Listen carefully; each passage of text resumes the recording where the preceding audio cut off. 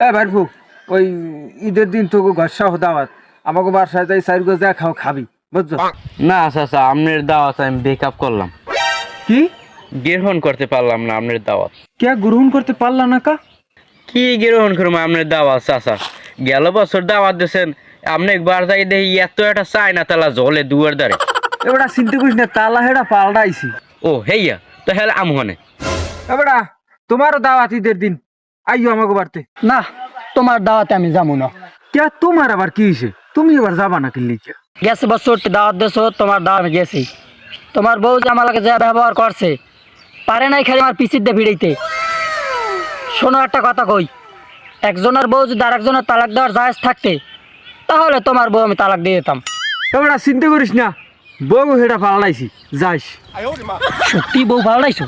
তাহলে যাবো অনেক, ঠিক আছে।